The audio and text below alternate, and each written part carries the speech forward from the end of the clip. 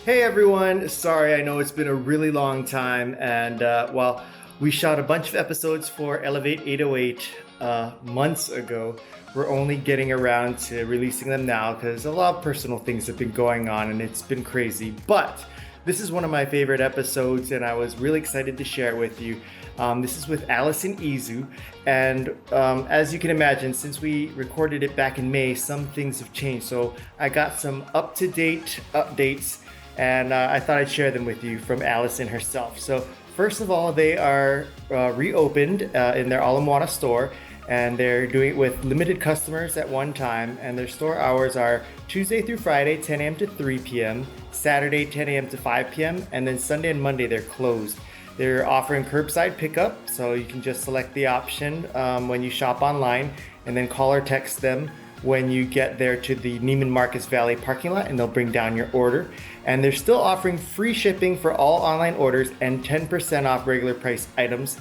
And they're also doing this amazing deals for the month of August. So they would have been doing this for the Made in Hawaii Festival, but since that's not an option, they've created a Hawaii Bento, which is a fun sampler box of locally made items. So a mini bento is $45, the Bambucha Bento is $95, and they also include mini bento and an Allison Izu top. So lots of cool stuff. I just encourage you to go check out their website or go to their store. They're doing a lot of really great things, including this is my favorite mask of all time. It's super comfortable and I use it every day. So lots to talk about. Again, this was shot back in May, so some of the things we discussed have changed, but the story, Allison and her amazing outlook and just a wonderful episode is still true to this day. So here it is. Here's our Elevate 808 with Allison Izu. All right, Allison, welcome back. It's good to see you. Hey, good to see you too. Man, I gotta say that when we had you on prior for the Hanging Out podcast, I didn't realize it, but I thought about it later. I was like, I think Allison is like the only like designer I know, and prior to meeting you, my understanding of designers is like those like bougie like French people with the long stick, and they're like, darling, no, no. So it's I wish I like was one of Allison's those very. people sometimes. But you're so down to earth and so normal. I was just like, I didn't realize. I was like, she's a designer, and I've always thought designers have to be like these really fancy hoity-toity people. That's funny. Thank you. I appreciate that. So we've been doing on Elevate 808, talking to our different local businesses and such. And with the current climate, it's kind of interesting because we're catching you kind of at the early beginnings of the economy opening up here in Hawaii. And so I know you not only have your own, business but you have your location in Ala Moana Shopping Center as well and such. So I wanted to figure out what's the climate like for you as a business owner during these times, and what has it been like for the past 3 months now? I know. It's crazy. Yeah, we closed our Ala Moana store middle of March. And it was a hard decision. As a designer and somebody who could manufacture, I went straight into manufacturing face masks. And that was just in the beginning, it was a way to keep my sewers busy. It was also a way to keep my staff busy, because we could be shipping masks out. They could be helping me with quality control and production. And then it also turned into a fundraising where, we could also do a give back and kind of support our community and our frontline workers by donating masks with every mask purchase. As that kind of, there was like a spike in business, and then eventually it kind of tapers off. So now we're kind of in that tapering off period. And it's the question for myself is, how much do I go back into like regular business? How much do I Right. manufacture clothing? Are people going to want clothing? Are they going to have the money to afford to spend on, kind of like frivolous things like clothing? So it's all of these questions that at the stage that I'm at, I have to ask myself, because right now I would have been full-fledged fall winter production So, it's all of these things. And then with retail reopening, that's another facet of my business that I have to pay really close attention to. So it's all changing and interesting.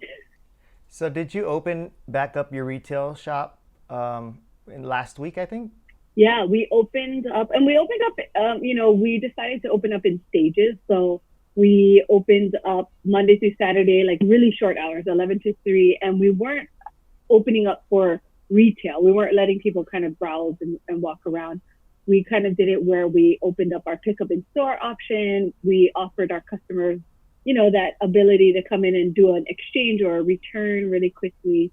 And then if you wanted to shop or you had some questions and needed more one-on-one services, then we were kind of pushing them to do schedule an appointment, and we could kind of manage it that way.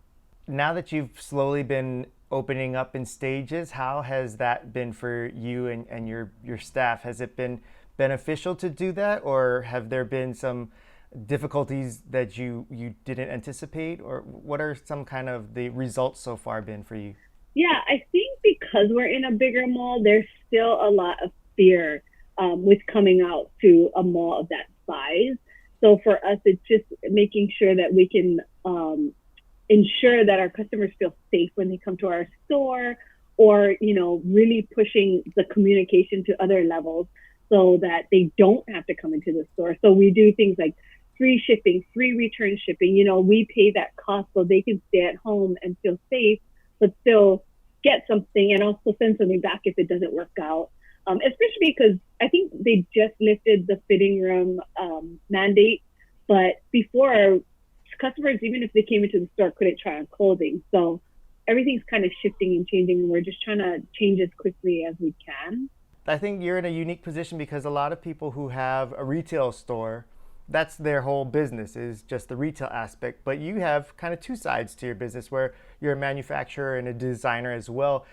I think that kind of is a great spot for you to be in because, as you mentioned, when the stores are closed, that you started, creating and such. Has this kind of the lockdown and the pandemic kind of been a blessing in disguise, so to speak, where you were able to really get creative and tap into that? Because I gotta imagine when you're running both sides, it's hard to switch back and forth from creative to managerial or business, and is Yeah. that kind of the case? Yeah, definitely. I mean, in the beginning, with the store closing, I was like, oh my God, I'm going to have all this time to like watch Netflix. But really, what shifted was that I became more of a leader for my team because I had to be at home with my kids. And who was going to be managing the other parts of the business, who was going to be fulfilling the orders. And so it became more of a responsibility for me to understand a system and creating that organization for my team, and then communication, because we're not in the same space every day talking to each other. We weren't able to do that. So it pushed me to kind of lead in a different way, but it also pushed me to become that creative entrepreneur that we all love being, and thinking of new ways to get new customers interested in our brand, especially before, even though we had an e-commerce store, I would say it was like 10% of my business, right? Wow. So to think that I was losing 90% of my revenue by closing the store was a scary thought. So how do we shift our customers who are used to coming to a store to e-commerce was the question that we asked every day. And it pushed us to research and try new things and not be afraid to reach out and try new things. What are some of the new things that you tried that you've seen a positive response to from your customers that you were really excited about? I mean, the first thing was we were on the wrong platform. So when we launched our face mask sales, it spiked.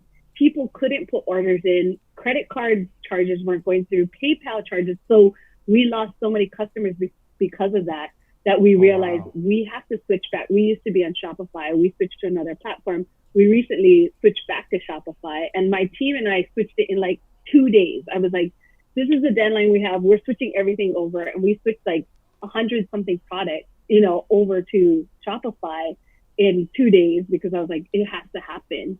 And you realize that people feel they don't want to bother you, and they're like, oh, my credit card didn't go through, oh well. And we could just see people leaving our site, and so Oh metrics wow. became huge for us too. I mean, something as simple as Google Analytics, which I always had but I never looked at, became so important in me making decisions for my business.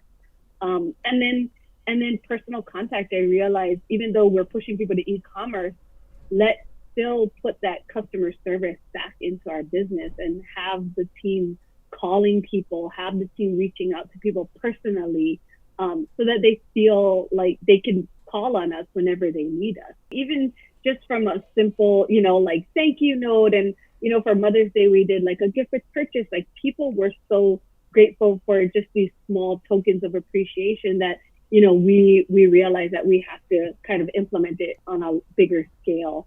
So even as something like somebody who would just came in to buy a face mask, then we would follow it up with like, hey, what drew you to our site? Was it the face mask? Do you want to try our clothing? Here's a coupon code, right? So really doing that more target marketing, which we've never done before. It was a new facet to our business. The nerdy side of me is like super excited when you tell me these things. I'm like, that sounds so fun and so awesome. Has it been kind of fun for you guys? Oh my God, it's so crazy. Like simple things like we upgraded from like one tier of Shopify to the next one because we wanted better reporting. And at first I was like, oh, that's kind of a lot of money, $150 more. But like the reporting, I'm like geeking out on it completely. I'm like, oh, that's sold and that's like 20% of the, yeah. And it's like, but it helps so much in because I am also the designer and manufacturer, it helps me to make those decisions in the future of like who we realized that people who shopped online were younger and were buying our medium larges, where like people who came into our store were older and they were buying our extra small.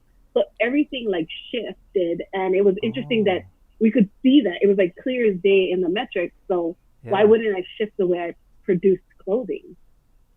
That's so neat. That's got to be a really cool, like silver lining of this whole thing. Like it seems like as much as people would think, oh, you're losing that connection with your customers by not having them in the stores and personal face-to-face time, it almost feels like with this, you have even more of a connection because of the ability to tap into the data and analytics. Yeah, definitely. I mean, it's like you can put a face and a name to every customer that came in. I'm not on the sales floor in Alamana, so I don't get to see them face to face, but it's almost like I can see their buying habits. I can see who they are, where they came from, what part of the island or somewhere from California. So it's interesting to have that data. Yeah.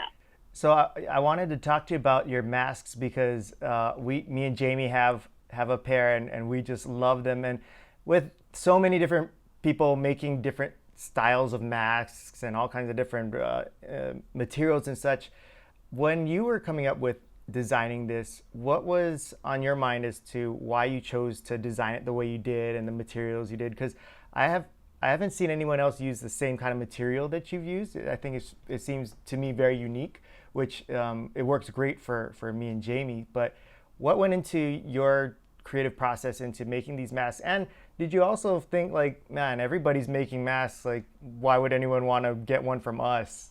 Yeah, definitely. I mean, that was the scary part, was everyone was making these like printed, cute, very branded masks, and I wanted to make a black mask because that's what I wanted to wear. And as a designer, I think I'm more of a technical person than a creative at times.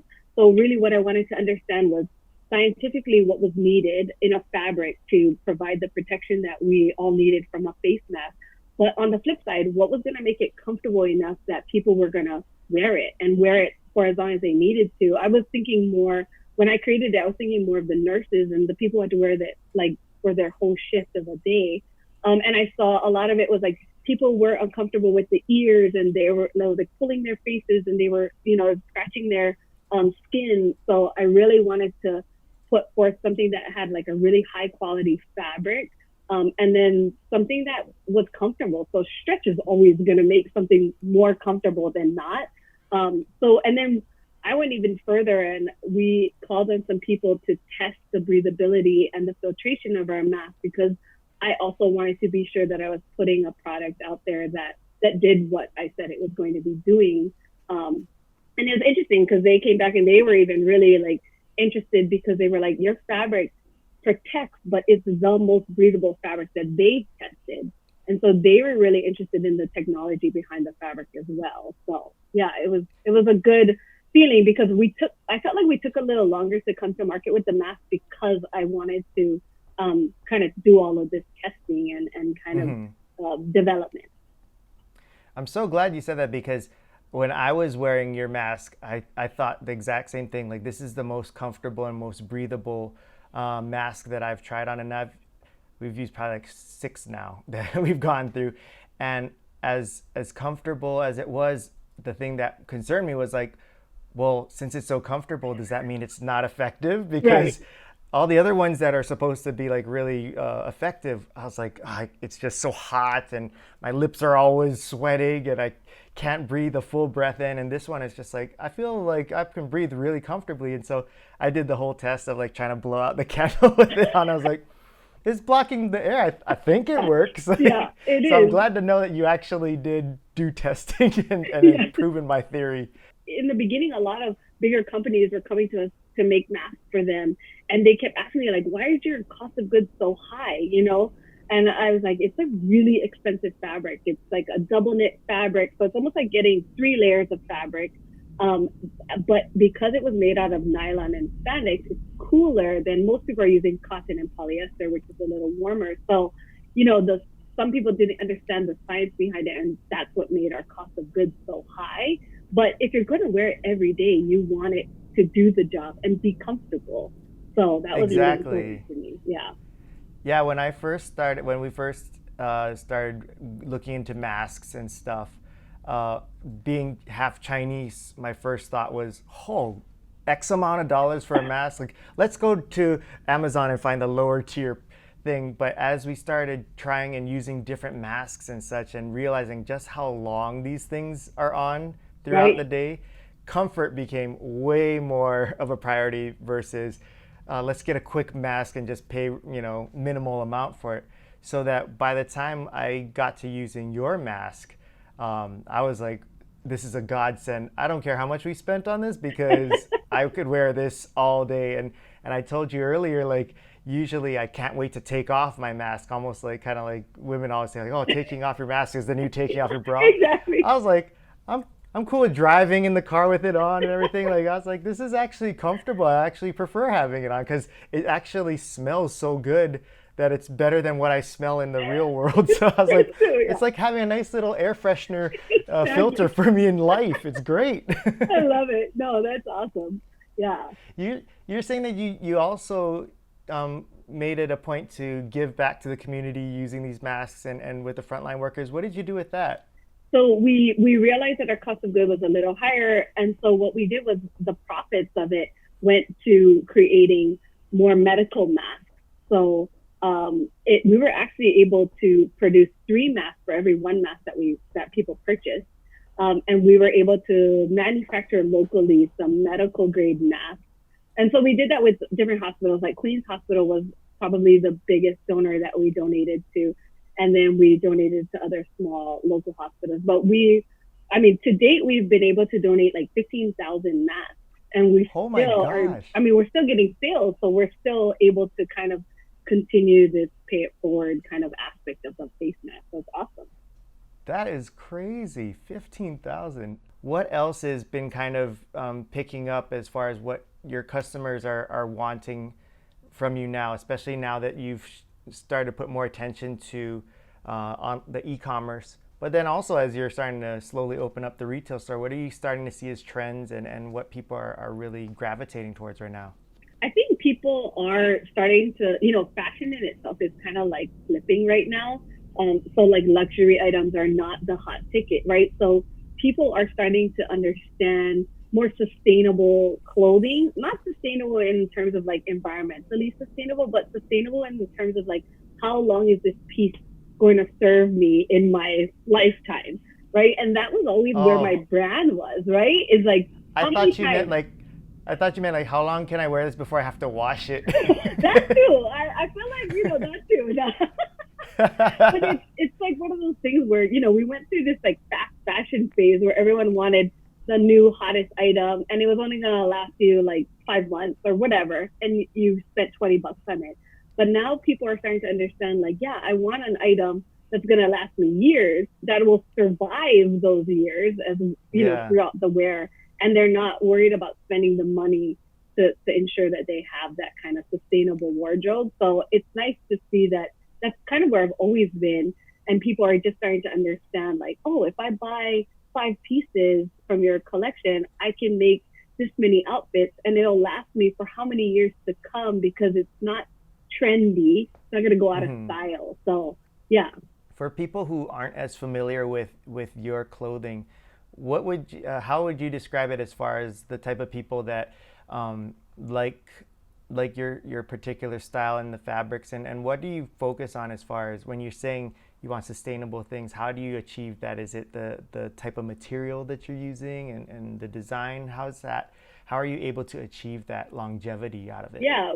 We call ourselves like elevated basics. So it's like wearing really basic pieces, but at like a dressier level. So you still feel like you're wearing your t-shirt and shorts, but you could go out and go to work in it. And then I think what separates me as a designer is that, I understand what it's like to age and kind of have children, have your body change. So I try to design always with that in mind. It's like how women, we maybe can't wear the same things that we're used to wearing before kids or when we're in our 20s and 30s. So I try to design clothing that'll make women feel comfortable in their bodies, and all different body types. Like, I don't just design for somebody who's like an extra small, who's 5'10", right? I design for somebody who's 5'1", and who might be a size medium or a large. So I think of that in every aspect that I design, is who is my end user and what are her worries and her concerns in her body, and how can I create a clothing piece that will kind of accentuate what she wants to accentuate, but also kind of hide and flatter those other parts that she's maybe a little concerned about. Right. And I think that's so important, especially for people here in Hawaii. Like, comfort is a key part because of the weather, and it's a casual environment, yet you feel guilty wearing t-shirt and shorts all the time. So it's like, how do you balance the two? And you've done a great job of kind of molding the two. And it's funny, you're talking about, like, aging and designing along with age, which made me think, do you ever go back and look at old pictures and see what you used to wear? Because I always do that, but I figure you're a designer, so you probably at the whole time are like, no, this was good. I had good Yeah. taste. Do you ever have the It's same thing that I did? embarrassing. Yeah, it's Okay. embarrassing. I'm like, what was I thinking in that? I mean, even as far as, my business has been around for like 12 years, and I started in premium denim, and I did some risky looking photo shoots that I'm not really proud of now that I'm here at this stage in my business. But yeah, it was, that was kind of the trend back then too, was aspirational marketing, right? You want to aspire to look like this really skinny girl, so you buy this product. And now we're coming to a sense of marketing where, as a consumer, I want to see somebody who looks like me on somebody's social media feed or website. I don't want to see the tall, skinny girl who's 20, because I'm not going to relate to her. And that clothing's definitely not going to look like that on me. So I want to see that in a website. So I shoot my clothing on my mom, my friends, their moms, so that people can kind of relate to the people that they see on our website. And I think that goes back to my when we started, where seeing you and meeting you, and you're like a normal person that I would see every day, versus the lady with the bougie stick in the cigar and stuff like that. Like, now people can see, oh yeah, you're very relatable. You're just like one of another local lady, and they can see, like, yeah, she understands me, Right. versus that, darling, you need to take off that dreadful outfit. Yes, yes, exactly. It's more about supporting somebody where they are, instead of making them feel bad that they don't look a Yeah. certain way. Yeah, yeah, Oh, I definitely. love that you said that. That's so cool. Really appreciate you taking the time to join us on here, and thank you so much for what you're doing, not only for your customers but for our frontline workers. 15,000 masks donated is just so remarkable to me, and I just love that you're taking care of our community that way as well. So thank you so much. No, thank you very much for your time too. I appreciate it. It's always fun hanging out with you and talking with you. I know we still got to do our pauhana. I know, right? I know. We're like, now we really want it. Like now we know we're gonna be like, yes, yeah. All right. Well, we'll count down the days, but in the meantime, we'll continue to do stuff like this. But we'll go ahead and put all of your information in the description of how people can shop and contact you. And for those who want to check out the store, where in Ala Moana Mall are you located so they can come and check you out? We're level 3 center court. So we're actually next to Neiman Marcus in that wing and across from Po'ala Mall. Okay, perfect. Well, I'll let you get back to your crazy busy life, and we'll see you again soon. Thank you so much. I appreciate it. Thank you. Bye.